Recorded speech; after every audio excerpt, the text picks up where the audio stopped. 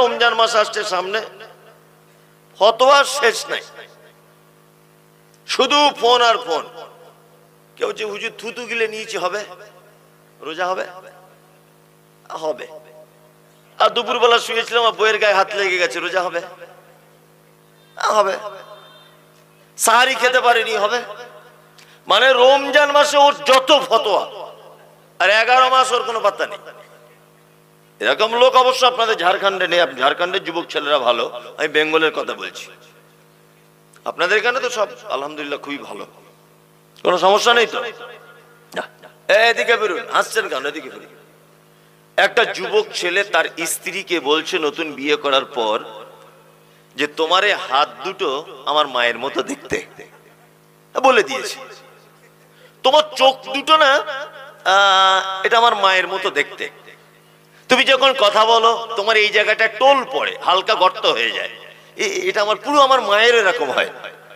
আচ্ছা বলুন, কেউ যদি তার স্ত্রীর কোনো অঙ্গ প্রত্যঙ্গ তার মায়ের অঙ্গ প্রত্যঙ্গের সঙ্গে যদি মিলিয়ে দেয়, বলুন তো এটা পাপ কি পাপ নয়? কারা বলছেন পাপ? হাত তুলুন দেখি, জেনে শুনে বলবেন, কিন্তু আমি ধরবো। আর কেউ তুলছে না। আবেগ, এগুলো কি আবেগ? কি বললাম বুঝলেন? যেই বলেছি ধরবো, ও তুলেছিল, ফটাম নামিয়ে নিল। দেখছে তো গোলমাল, জানি না, আন্দাজে তুলেছি। তাহলে এটা আপনারা বললেন পাপ, তাই তো? এবার এটা কত বড় পাপ, সুবহানাল্লাহ! আপনি অবাক হবেন। কেউ যদি তার স্ত্রীকে শুধু বলে তোমার হাত দুটো আমার মায়ের মতো, এটা কত বড় পাপ। এই পাপের জরিমানা শুনলে আপনি বুঝতে পারবেন এই জরিমানাটা কি। 1 নম্বর জরিমানা আল্লাহ তাআলা বলছেন, কি বলছেন? আল্লাহ তাআলা বলছেন ফাতাহরিরু রাকাবাতিন মিন ক্বাবলি আন ইয়াতামাসসা। প্রথম জরিমানা একটা নিজের টাকা দিয়ে একটা গোলামকে কিনে মুক্ত করে দিতে হবে, গোলাম আজাদ করতে হবে। 1 নম্বর শর্ত, মিন ক্বাবলি আন ইয়াতামাসসা। গোলাম আজাদ করার পরে তারপর তার স্ত্রী গায়ে সে হাত দেবে। প্রথম জরিমানা, মনে থাকবে। 2 নম্বর, মৌলভী সাহেব আমার টাকা নেই, আমি কি করে গোলাম আজাদ করব? আল্লাহ তাআলা আপনার দ্বিতীয় জরিমানার অপশন দিচ্ছেন, ফাইলাম ইয়াজিদ ফাসিয়ামু শাহরাইন মুতাতাবিআইন। তোমাকে পরস্পর 60টা রোজা রাখতে হবে। কটা? 60টা। তারপরে তোমার বইয়ের গায়ে হাত দিতে পারবে। যদি বলেন মৌলভী সাহেব রোজার মাসেই ফরজ রোজা 30টা পারি না, জরিমানা 60টা, এটা কঠিন ব্যাপার না? কঠিন ব্যাপার তো। এখানে আর একটা মজার কথা বলি। এখন আপনার বউকে এরকম মায়ের সঙ্গে তুলনা করেছিলেন, এর জরিমানা 60টা রোজা করছেন আপনি, ভালো করে বুঝবেন। ঠিক 56টা হয়েছে, একটা রোজা ভেঙে গেছে, কি হবে? আবার শুরু থেকে। কি বলছি বুঝতে পারছেন? এর নাম শাহরাইন মুতাতাবিআইন। পরস্পর মাঝখানে কোনো বিরতি দেওয়া চলবে না। তাহলে দ্বিতীয় জরিমানাটা আপনারা শুনে নিলেন, 60টা রোজা। মৌলভী সাহেব আমি 60টা রোজা করতে পারবো না, এমনিতেই 30টা পারি না, তাহলে আমি কি করব? আল্লাহ তাআলা বলছেন ফাইলাম ইয়াসতাতি ফাইতামু 60 মিসকিন মিন ক্বাবলি আন ইয়াতামাসসা। তোমার 3 নম্বরের জরিমানা হচ্ছে এই যে তুমি 60 জন মিসকিনকে খানা খেলাও, তোমার স্ত্রীর গায়ে টাচ করার আগে। ভালো করে বুঝবেন। তাহলে এই 3টে জরিমানা, দুটো কি দিয়ে মনে নেই না? মনে থাকে না, বয়স হয়ে গেছে, মনে থাকে। 5 টাকা কম দিলে বুঝতে পারে, কিন্তু ওইসব মনে থাকে না। এখনই বললাম, ভুলে গেলেন আপনি। প্রথম জরিমানা হচ্ছে একটা গোলাম আজাদ করে দিতে হবে। দ্বিতীয় জরিমানা 60টা রোজা রাখতে হবে। তৃতীয় জরিমানা 60 জন মিসকিনকে খাওয়াতে হবে, তাই তো? এবার বলুন এর ভিতরে দুটো জরিমানা কি দিয়ে? দান, দান দিয়ে। কি বলছি বুঝতে পারছেন? আর একটা জরিমানা কি দিয়ে? রোজা দিয়ে। কি বলছি বুঝতে পারছেন? আচ্ছা এবার বলুন কসমের কাফারা কি? দান আর 3টে রোজা, তাই তো? কসমের কাফারা। আর হজ করতে গিয়ে ভুল হলে কাফারা কি? ওই যে রোজার দান। আর এইখানে স্ত্রীকে মায়ের সঙ্গে তুলনা করলে কাফারা কি? একটা 60টা রোজা গোলাম আজাদ করতে হবে, এটা টাকা দিয়ে করতে হবে, দান। আর 60 জন মিসকিনকে খাওয়াতে হবে, এটাও দান। তার মানে বোঝা যাচ্ছে বান্দা যত ভুল করে, যত অপরাধ করে, প্রত্যেক অপরাধের জরিমানা হচ্ছে সিয়াম আর দান। তার মানে বোঝা যাচ্ছে আল্লাহর রাগকে থামাতে গেলে, আল্লাহর রাগকে মেটাতে গেলে দুইটা জিনিস আল্লাহর রাগকে মিটিয়ে দিতে পারে। কটা জিনিস? দুইটা জিনিস। এক হচ্ছে দান, আর এক হচ্ছে কি? সিয়াম, তাই না? চলুন প্রথমে সিয়ামটা বলবো না, প্রথম দানটা বলি। আমি আপনাকে দান করতে বলবো না, এটা কেমন জিনিস সেটা বলছি আপনাকে। এক, আমাদের নবী মুহাম্মদ সাল্লাল্লাহু আলাইহি ওয়াসাল্লাম তিনি বলছেন, ইত্তাকুন নার ওয়ালাউ বিশিক্কি তামারিন, তোমরা জাহান্নাম থেকে বাঁচো, যে কোনো মূল্যে তোমাকে জাহান্নাম থেকে বাঁচতেই হবে। কিভাবে বাঁচবে? কিভাবে বাঁচার পদ্ধতি কি? তুমি একটা খাজুর খাচ্ছিলে, খাজুর, এই খাজুরটা খেতে খেতে তোমার হাতে খাজুরটা একটু থেকে গেছে, এই খাজুরটাও তুমি যদি পারো আল্লাহ রাস্তায় সাদাকা করে দাও, দান করে দাও, এর বিনিময়ে তুমি জাহান্নাম থেকে বাঁচো। তবুও তোমাকে বাঁচাই লাগবে। আর কি দিয়ে বাঁচতে হবে? শেষ সম্বলটা কি? দান, সাদাকা। এবার আপনাদেরকে একটা কথা বলি, মজার বিষয়। আচ্ছা, দান আর সাদাকা এই দুটো আলাদা না এক? ইয়াফকাহু কওলি ওয়া রাব্বি জিদনি ইলমা। ওয়া ক্বালা আল্লাহু তাআলা আউযু বিল্লাহি মিনাশ শাইতানির রাজীম।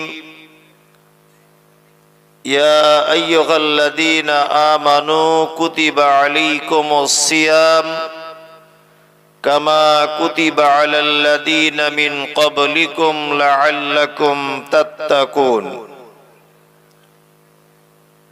ওয়া ক্বালা আল্লাহু তাআলা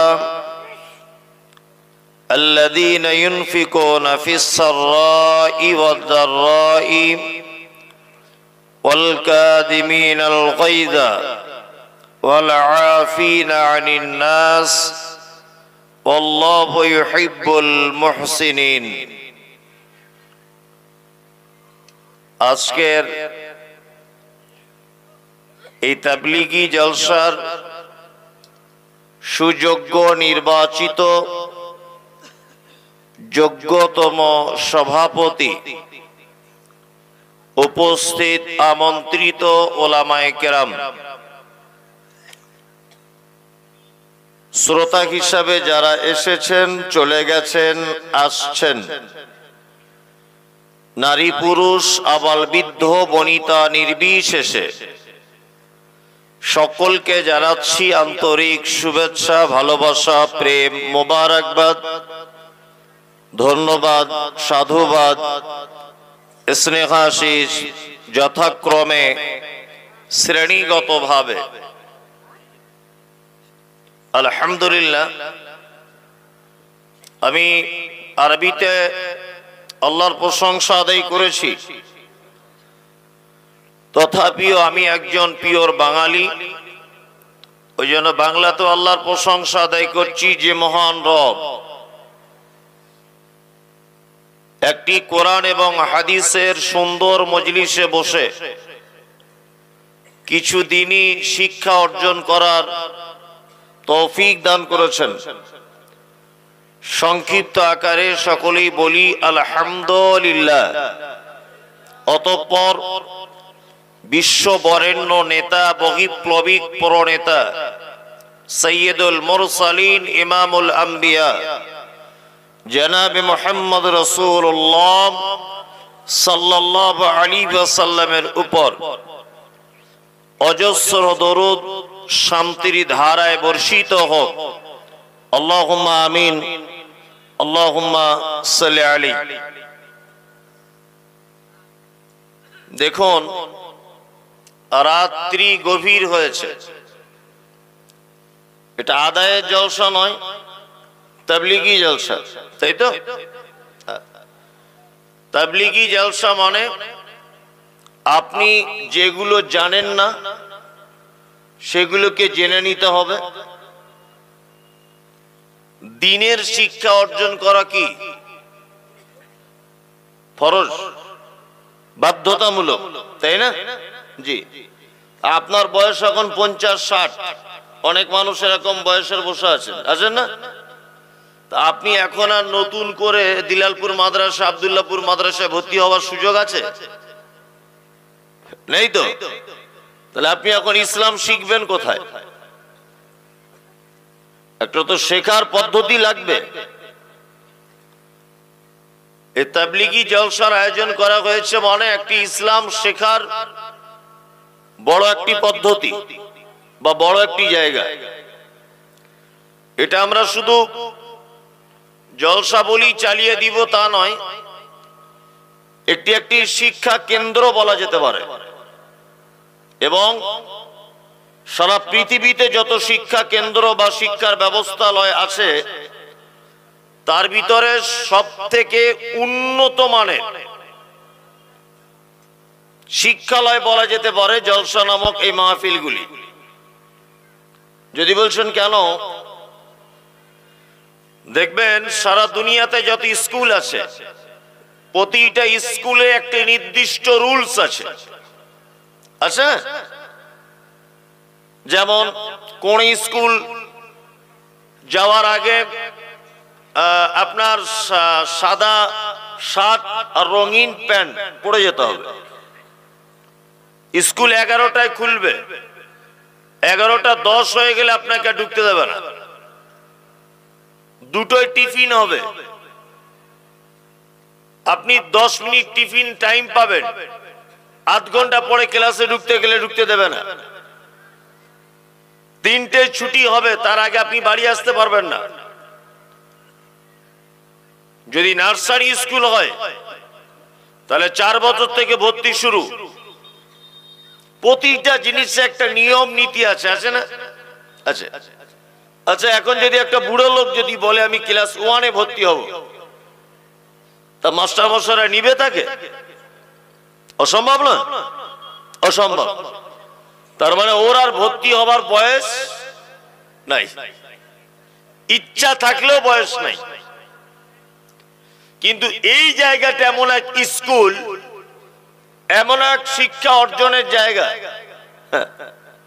আপনি লুঙ্গি পরে এসে বসতে পারেন, বিনা দাড়িতে বসতে পারেন, মাথায় টুপি দিয়ে বসতে পারেন, খালি মাথাতে বসতে পারেন, তাই না? এখানে বাদামও খেতে পারেন, কেউ মারবে না। কেউ ভিতরে ভিতরে যদি খৈনি মলে তবুও সুযোগ আছে, কেউ তো দেখতে পাবে না, তাই না? কেউ যদি মনে করে যে বিড়ি নিয়ে বসে আছে, সাইডে গিয়ে 2 টান মেরে আবার বসবো, কোনো সমস্যা নেই। বিনা অজুতে চলবে, অজুতেও চলবে। কেউ যদি মনে করে জামা প্যান্ট নেই, আমি আন্ডার প্যান্ট পরে বসবো, তাও সুযোগ আছে।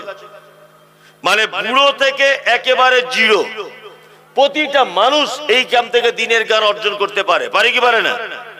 পারে, পারে। আমার বক্তব্য অত ভালো লাগবে না, আমি জানি, আমার অত সুস্বার নেই। তবে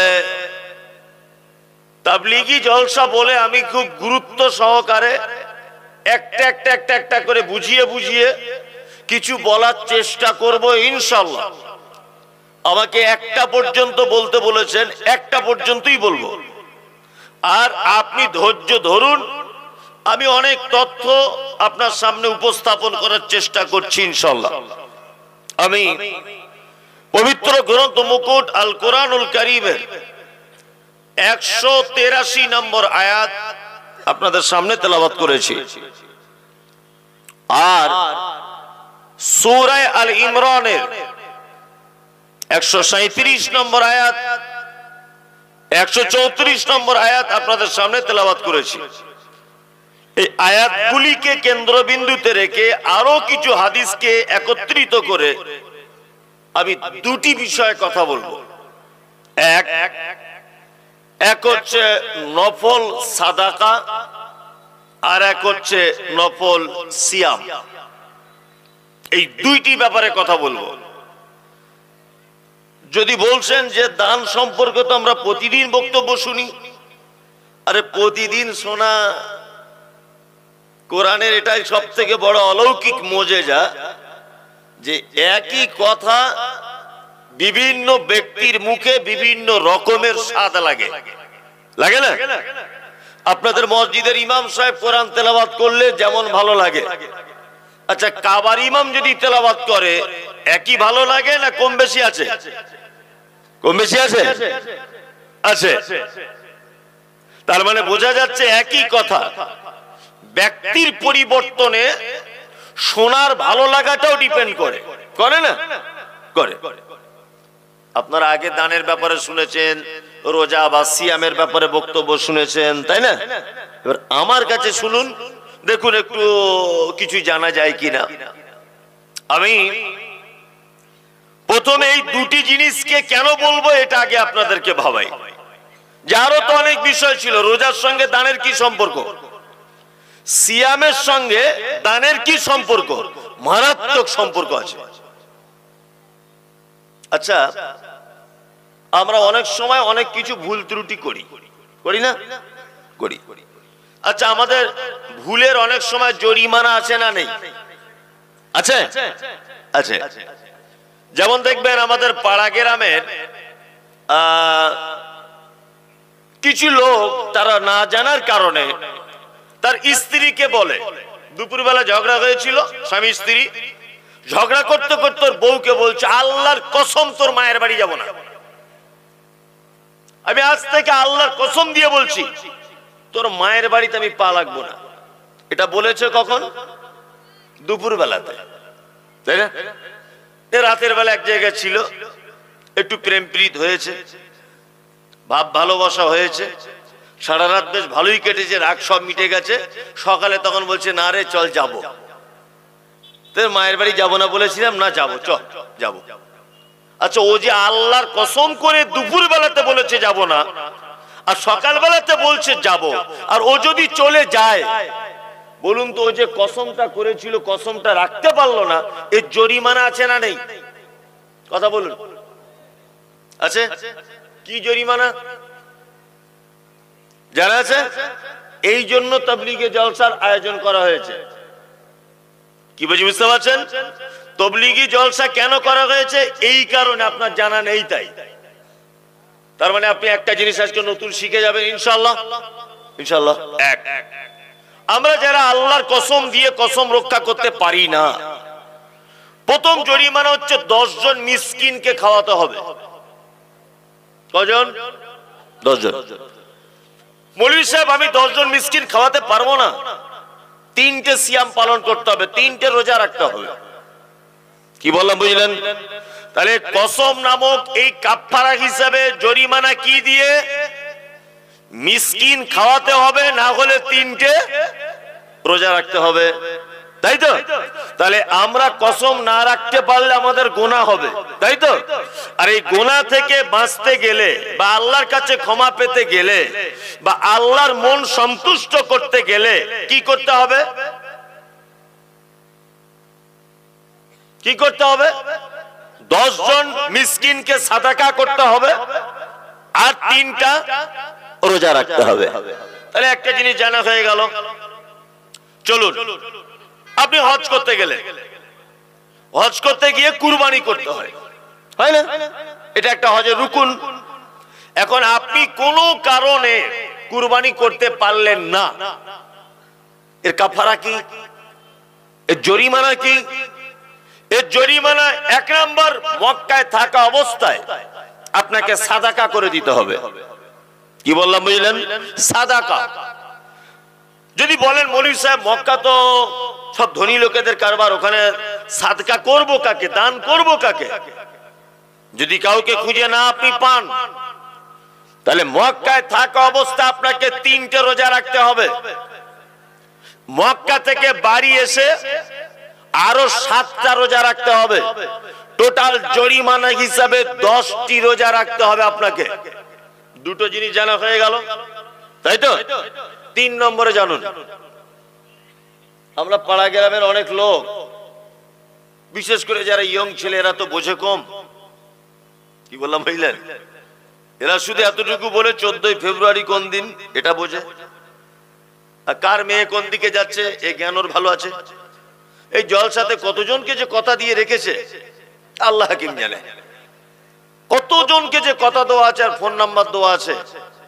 এরা এইগুলো ছাড়া দিন সম্পর্কে কিছু বোঝে না। সালমান খান কি করে চুল কেটেছে এবার ঈদে কাটতে হবে, ও কি করে প্যান্ট পরেছে আমাকে ঈদে পড়তে হবে, পাকুর সিনেমা হলে কোন বই চলছে, এরপরে কোন বই আসছে নতুন সিনেমা, এই ব্যাপারগুলোতে লক্ষ্য রাখতে হবে। আইপিএল খেলা কবে থেকে চালু, এইসব ব্যাপারেও খুব মাথা গরম। ইসলামিক ব্যাপারে বোঝে না, আর বোঝার চেষ্টা করেও না। তা বোঝার চেষ্টা করে